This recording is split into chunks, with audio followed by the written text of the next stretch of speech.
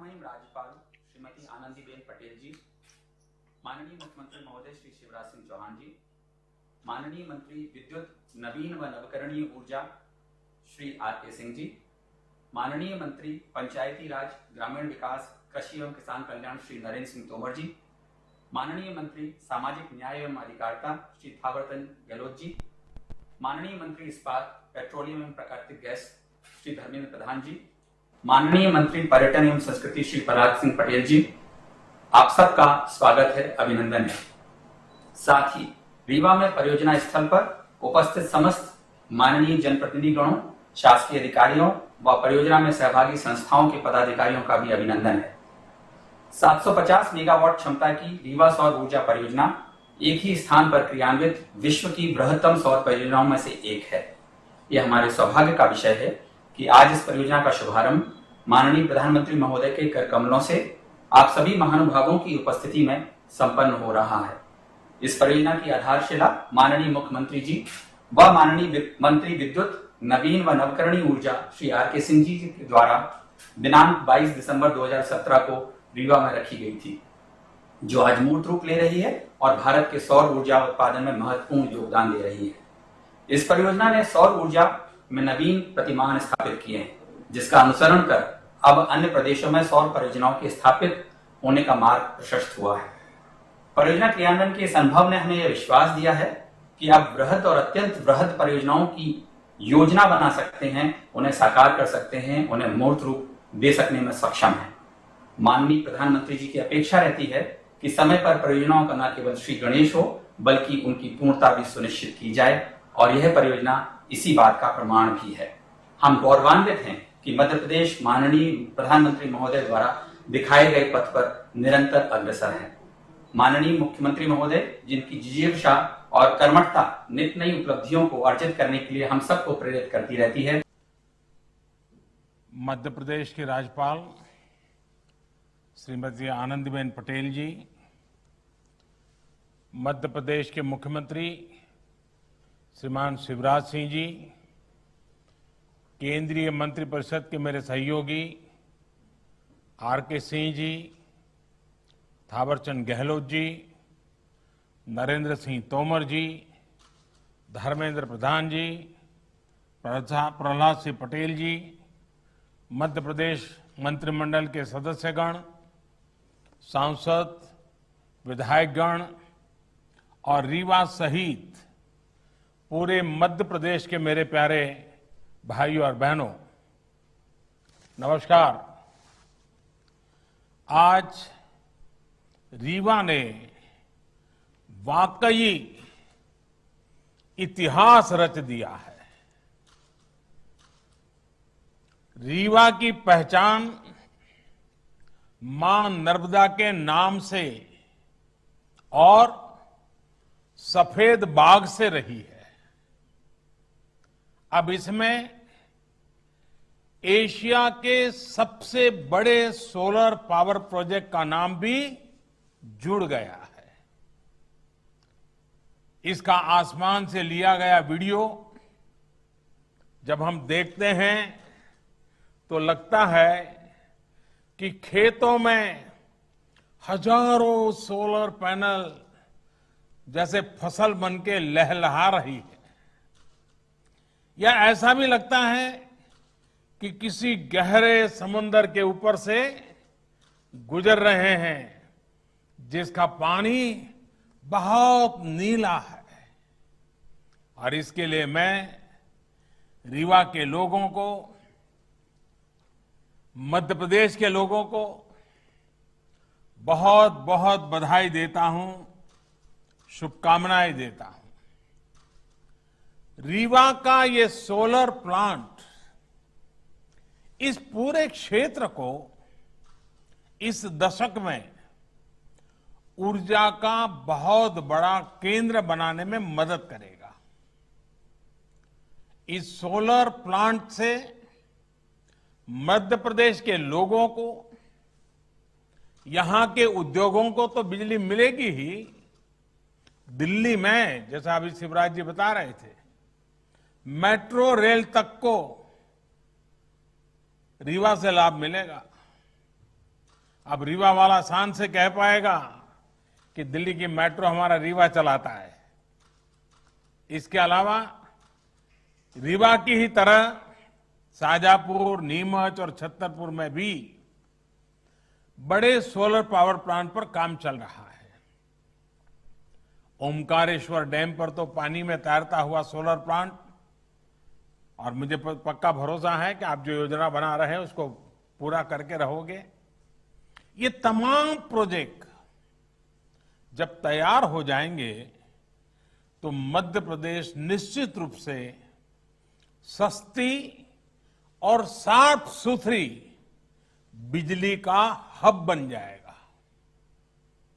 इसका सबसे अधिक लाभ मध्य प्रदेश के गरीब, मध्यम वर्ग के परिवारों को होगा, किसानों को होगा, हमारे आदिवासी भाइयों बहनों को होगा।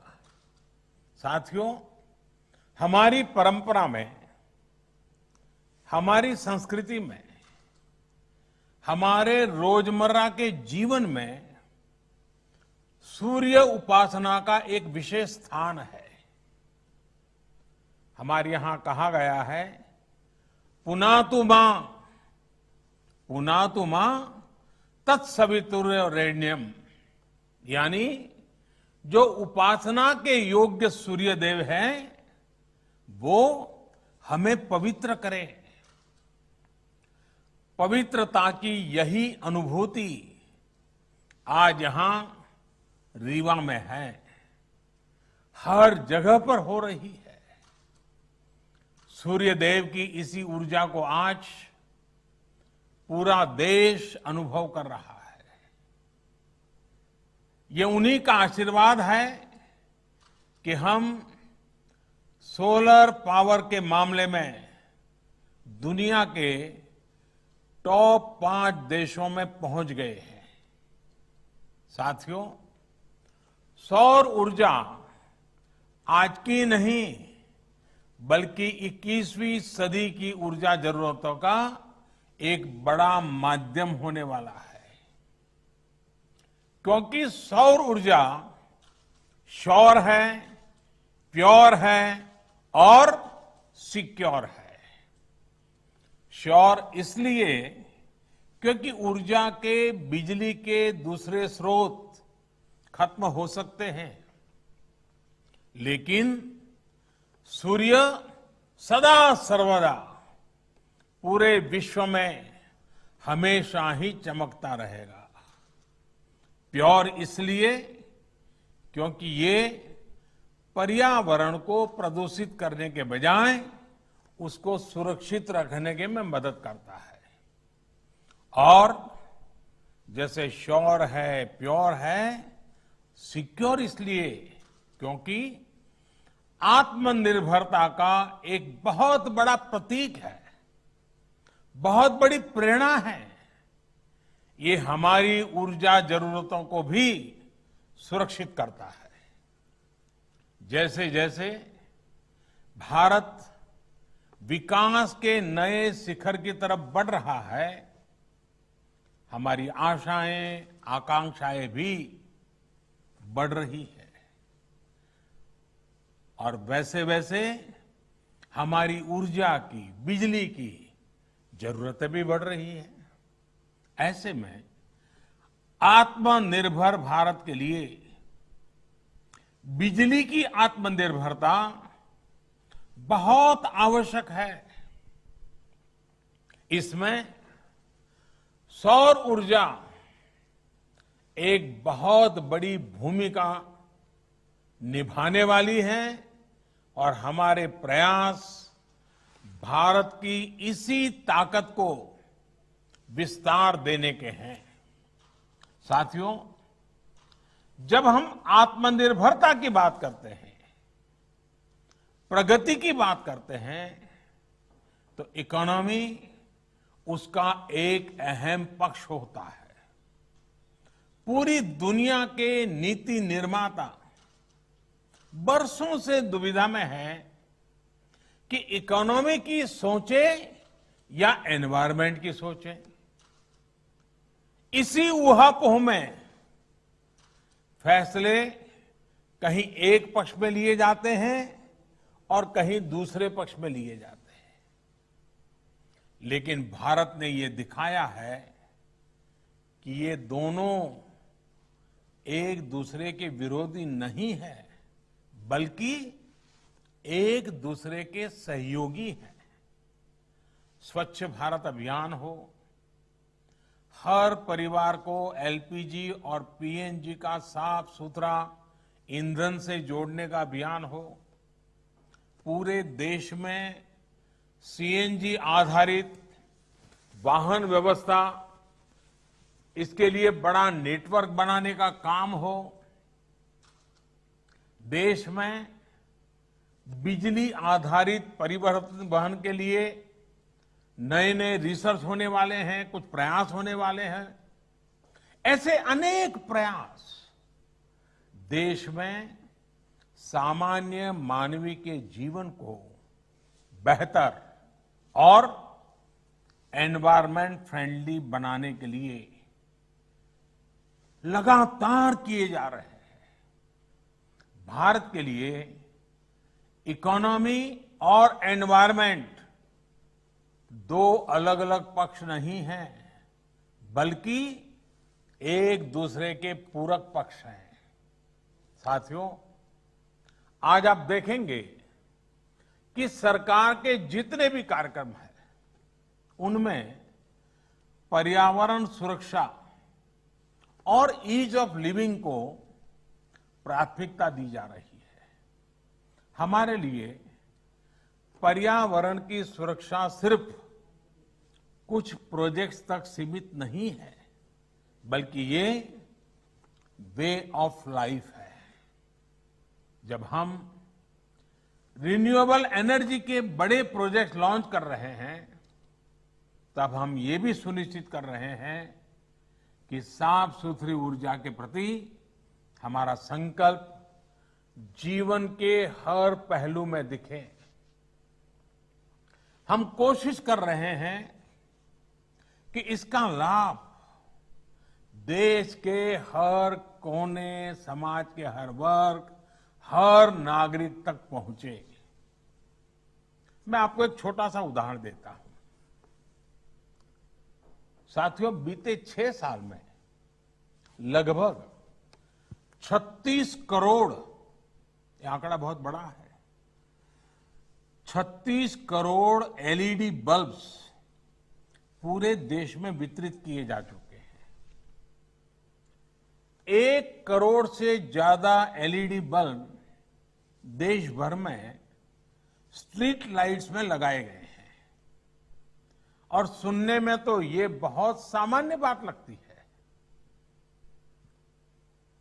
ऐसा इसलिए लगता है क्योंकि सामान्य तौर पर जब कोई सुविधा हमको मिलती है, हम उसके आदी हो जाते हैं, तो उसके इम्पैक्ट की या उसके होने या न होने की हमें कुछ महसूस ही नहीं होता, हम ज्यादा चर्चा भी नहीं करते।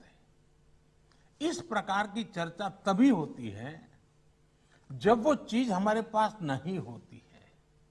साथियों, ये छोटा सा दुधिया एलईडी बल्ब जब नहीं था तो इसकी जरूरत अनुभव होती थी, लेकिन उस समय कीमत पहुंच से बाहर थी, बिकता भी नहीं था, लोग खरीदते भी नहीं थे, बनाने वाले भी आगे नहीं आते थे। तो 6 साल में क्या हुआ, कौन सा बदलाव आया?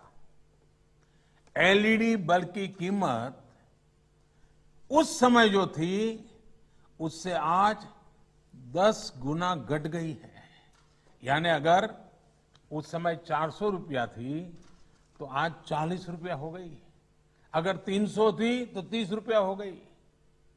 अनेक कंपनियों के बल्ब, इसके बीच में मैन्युफैक्चरर्स में स्पर्धा हो गई, बल्ब बाजार में आ गए, दाम घटते गए, और जो काम पहले 100-200 वाट के बल्ब करते थे वो अब 9 या 10 वाट के बल्ब करने लगे हैं, उतना ही उजाला दे रहे हैं। घरों और गलियों में एलईडी लगाने भर से ही हर साल करीब 600 अरब यूनिट बिजली, 600 अरब यूनिट बिजली, इसकी खपत कम हो रही है, बिजली की बचत हो रही है और लोगों को रोशनी भी अच्छी मिल रही है। इतना ही नहीं, हर साल लगभग 24,000 करोड़ रुपए की बचत हमारे देश के खास करके मध्यम वर्ग के परिवार के जेब में बचते हैं। हर वर्ष 24,000 करोड़ रुपए। ये बचत छोटी नहीं है। मध्यम वर्ग, निम्न मध्यम वर्ग के जीवन में तो इसके कारण बहुत नई एक रोशनी पैदा हो जाती है। यानी एलईडी बल्ब से बिजली का बिल कम हुआ है। इसका एक और महत्वपूर्ण पहलू है, एलईडी बल्ब से करीब 4.5 करोड़ टन कम कार्बन डाइऑक्साइड पर्यावरण में जाने से रुक रही है। यानी प्रदूषण कम हो रहा है। साथियों, बिजली हर किसी तक पहुंचे, पर्याप्त बिजली पहुंचे, हमारा वातावरण, हमारी हवा, हमारा पानी भी शुद्ध बना रहे, इसी सोच के साथ हम निरंतर काम कर रहे हैं। यही सोच